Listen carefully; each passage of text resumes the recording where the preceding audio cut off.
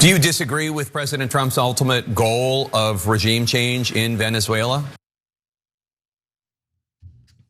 Okay, so Cenk, do you think Senate Minority Leader Chuck Schumer is about to make a strong case against regime change in Venezuela? What do you think he's going to say in this clip? Chuck Schumer making a strong case, period, about anything. Okay, so that is very, very unlikely. But what you are about to see is, do the Democrats stand firm, generally speaking, at least against the idea of going to war with Venezuela? Or are they secretly in favor of going to war with Venezuela? And after we get past that question, why? What force is getting Democrats to go in a certain direction in this story? So let's give you the facts. Okay, so here is how Schumer actually did respond to Jake Tapper. Look, the bottom line is President Trump throws out so many different things in so many different ways. You don't even know what the heck he's talking about. You know, obviously, if Maduro would just flee on his own, everyone would like that. But we don't know what the heck he's up to when he talks about that. So it's very, you cannot say, I endorse this, I endorse that, when Trump is all over the lot, not very specific, and very worrisome at how far he might escalate. Oh, so he said nothing. Well, the question is, who benefits from a regime change operation in Venezuela? You know who benefits. It is the American corporations. And that was unveiled by the New York Times, which actually did some excellent reporting on Maria Corina Machado, one of the opposition leaders in Venezuela. And they said that Machado has touted an economic plan to American and other investors, saying that a democratic Venezuela under her movement's control has the potential to generate $1.7 trillion in wealth in 15 years. And in June, she told American corporate representatives, our message to the oil companies is, we want you here, certainly. We want you here, not producing crumbs of a couple 100,000 barrels a day. We want you here producing millions of barrels a day. So who else benefits from ousting Maduro? Florida politicians like Secretary of State Marco Rubio. So Rubio, the son of Cuban immigrants, is an important figure in South Florida's Venezuelan and Cuban exile communities who have helped him win past races for the Florida legislature in the US and the US Senate. The crucial voting bloc has loudly called for Maduro's ouster.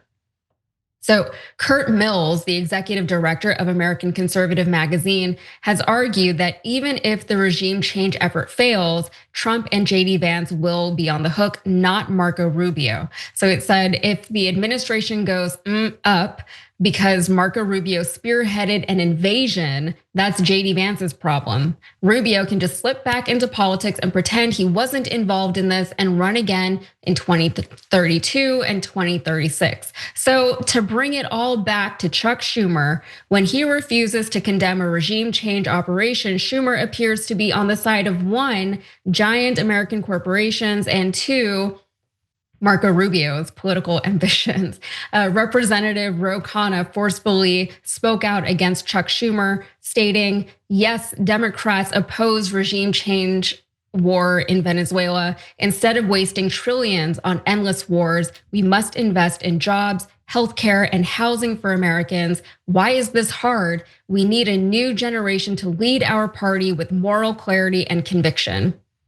Okay, and Cenk, before I toss it over to you, I feel like I have to say this because there's not a whole lot of Guyanese representation in American media, but my family is from Guyana, which is the tiny country right next to Venezuela, and there is a ton of oil in Guyana. And when they discovered the oil, it reignited an old border dispute between Venezuela and Guyana that goes back about a century or so to the European colonial days. So Guyana has seen its fair share of American intervention in the past, but currently Guyana has a good relationship with the US. The US is investing heavily in the country and in its oil. I do wonder if Venezuela is courting the US and its oil companies, at least in part, in an effort to finally stake its claim in Guyana. Another thing to consider with all of this is that China is heavily invested all over South America, and Venezuela specifically has ties to Russia. So the US right now is trying to play catch up if it wants to make South America the new Middle East. And speaking of, they're already using some of the same language from the Iraq invasion to justify what is now going on in the Caribbean, calling the tankers that they're attacking weapons of mass destruction. And if that doesn't trigger people from 2001, it really should. But beyond that, there is, of course, another consideration. Cenk, we know that war is incredibly profitable. And since Trump has been ending wars all over the place, he's got to put some money back into some pockets. What do you think? Yeah, so first of all, tankers, oil tankers are weapons of mass destruction now? That's what they're saying. Well, we have a lot of them. Who are we killing with our oil tankers? Although, to be fair, the oil in the tankers are kind of doing mass destruction on the planet through climate change. But I'm pretty sure that's not what Trump means. Okay, they're desperate to make up things to try to start this war with Venezuela. It's insanity. If you don't think that the fact that Venezuela is the largest oil reserve in the world is relevant to why we're starting a war with Venezuela, you're a sucker. You're incredibly gullible. You'll believe almost anything. Fentanyl, there's almost no fentanyl in Venezuela. There's a tiny bit of cocaine that they do, but there's a hell of a lot more oil. This is obviously about the oil. And we've invaded now a number of countries that were top 10 in largest oil reserves in the world. I'm sure that the fact that the only countries we invaded are in that list is just another wild coincidence. Okay, so now, but the Democrats aren't taking a lot of oil money, so that's probably not the reason why Chuck Schumer was so equivocal there. So that makes me search for another reason, which we'll get to in a second. But Chuck Schumer's response, I mean, what was that? And he's like, well, I can't endorse this or that because I don't know what Trump is saying. What the hell is he talking about? No, it's super clear what he's saying. He's saying, I'm gonna attack them by water. When they ask him, are you gonna attack them by land? He said, yeah, probably. And he has been crystal clear that he wants to attack Venezuela and drive out Garcia. Where's the question? Why is that so hard to figure out? And even if you thought, well, you know what, he probably means that. Is it 80% or 98% or whatever percentage likelihood that he means that? But I'm gonna be reserved in opposing him because of that 2% doubt. Really? No, why don't you just say, well, if he means attack Venezuela, then he's crazy. He ran on anti-war. That's obviously pro-war, so he's obviously a giant liar. It's about the oil in Venezuela. It's not complicated at all. I can't tell what he means. What do you mean you can't tell what it means? We all have eyes and ears. We know exactly what he means. So why are you not giving a clear answer here? Forget being strong. He didn't even say no. He didn't even say no to the war. So no, the Democrats are the worst. They're the worst. Democratic leadership. And why? Remember what they did with the Iraq war? Almost all the Democratic leaders voted for the Iraq war. They said, oh, it's Bush and Cheney's war. That's true. And then Biden and Hillary Clinton and John Kerry was like, yes, war, yes, yes, yes, yes, right? So there are always these scum, uniparty guys on both sides who are total corporate goons working for the donor class, etc. This is the dumbest, most unnecessary war I have ever seen. If they actually, I still can't believe they're gonna launch it because it would be such a needless disaster. It's preposterous. And guys, it's not just because it's a bad war, but it's because it'll have blowback politically. Anyone who touched this war, the minute we start taking casualties, if it gets to that, and they really are gonna do ground troops in Caracas, are they insane? Are they insane? That is going to be politically supernova toxic. Anyone who was in favor of it or wasn't adamantly opposed to it later will pretend, oh no, I was for or against the war with Venezuela before I was for it. Blah, blah, blah, blah, blah, blah. Now you're all gonna get caught and you're all gonna look like Dick Cheney in history. And guys, do they ever do anything for us? Ever, for the American people, ever? I get that ExxonMobil wants you to start this war. I get that your donors want you to start this war. But what does it have to do with us?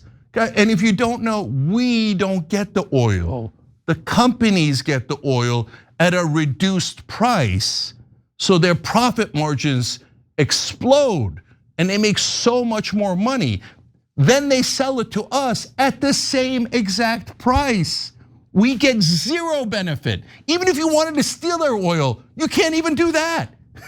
No, ExxonMobil steals their oil, sells it to you at the same price as today, and pockets the difference.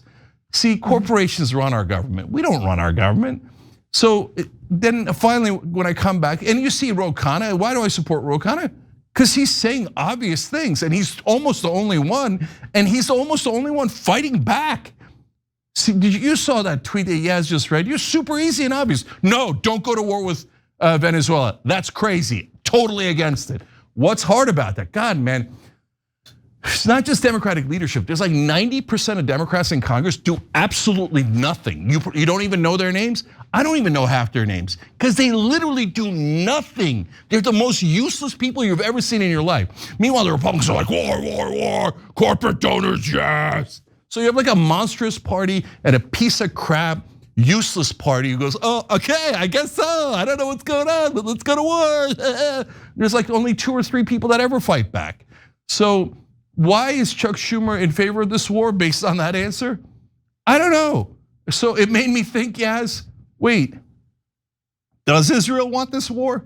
Because I can't imagine any other reason why Chuck Schumer or Democrats would be in favor of this maniacal war.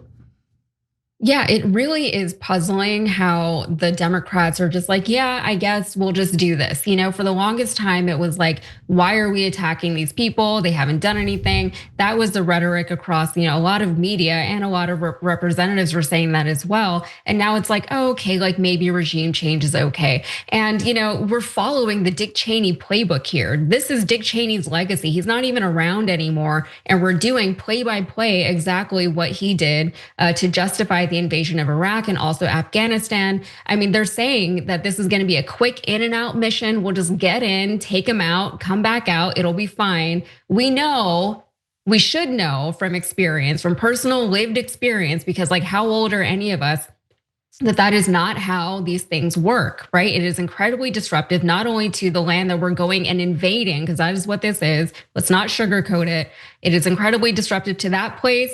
It's not going to work out well for the actual people. And it is worth mentioning that a lot of Venezuelans want this intervention from the United States because they are tired of the Maduro government, and they have a lot of reasons to be tired of the Maduro government. But we know that whenever the US gets involved in these things, it doesn't ever work out well for the people of that country, or if it does, it's more like a side effect kind of thing. But they're saying we're just gonna get in there, in and get out very quickly. But like we've seen how that went down in Iraq, and we saw how it worked in Afghanistan. These are still ongoing problems 20 years later that we're still dealing with, that we're still putting money into, that we're still sending our troops to. Yeah. So we know that this is not going to go as easily as they want it to. This is all propaganda, and it's crazy to me that people will hear this and not immediately think back to the early 2000s George W. Bush administration. So yes, last 2 things here. When they say it's going to be easy, it sounds like we're going to be greeted as liberators. I remember when we were greeted as liberators in Iraq. That worked out great. Yeah. Look, the Venezuelan people might not be in favor of Maduro. They're very likely not in favor of Maduro. They might be very happy to have him leave, but no one's ever happy to be bombed. So like if a neocon is telling you, oh no, the Arabs love being bombed, we're doing them a favor. Or now the Venezuelans love when a bomb is dropped on their family. They love that. They'll throw roses at our feet. Literally last time they said they'd throw roses at our feet. If by roses they meant IEDs, I guess that was right, but I don't think that's what they meant. Okay, so now I want to show you though, last time cable news and all of mainstream media went along with the Iraq war, and then afterwards they did the self-flagellation like the Shia, like, oh my God, oh, we were wrong, I can't believe we were wrong. We're gonna get it right next time. So CNN brings on an expert to tell us about the seizing the oil tanker, because that seems like a super aggressive move that is meant to escalate the conflict and lead to war, but that's okay. CNN has learned its lesson. So let's see what the expert has to say. We've had sanctions on Venezuelan oil since the first Trump administration. And Biden kept them. Kept them. Yeah. So to me, this is absolutely normal.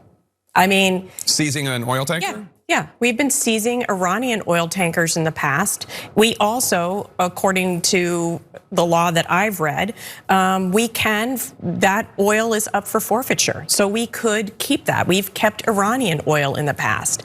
So I actually think that this is less controversial in terms of law and sanctions and what has been, disputed or not disputed. Like, I think this is actually a pretty, check the box case.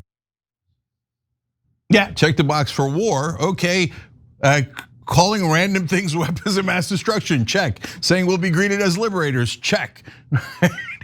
and on it goes. She just said it's normal. It's normal. She's like, yeah, of course, every once in a while we'll seize an Iranian oil tanker and just steal it. And then now we're stealing Venezuelan oil. And she said, they're up for forfeiture.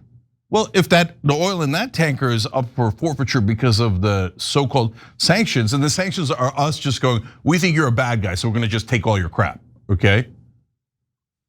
Is that a thing? Can other people do that to us? No, it would lead to war. So of course, that's not anywhere near normal. But according to her logic, since sanctions lead to potential forfeitures, we could literally steal all of their oil. We could steal all of it and go, whoa, perfectly normal. We had sanctions, we had forfeiture. We stole every single thing in your country because we can steal whatever we want. And CNN will call that perfectly normal. Or we're going to war for oil companies? Perfectly normal. Perfect, what are you guys complaining about? Later, Jake Tapper will write a book about nobody could have seen that this was for oil and it was totally illegal. Yeah, I mean, if it isn't controversial, maybe it should be. Just because something is normal, just because something happens very often, more often than it should, doesn't mean that it's okay or that it should continue. And also, yeah, it is a thing, Cenk. It's called piracy. That's just what we're doing. We're glorified pirates right now, or that's how we're acting. Yeah. Jake Tapper, nobody could have seen it wasn't perfectly normal. Every time you ring the bell below, an angel gets his wings. Totally not true, but it does keep you updated on our live shows.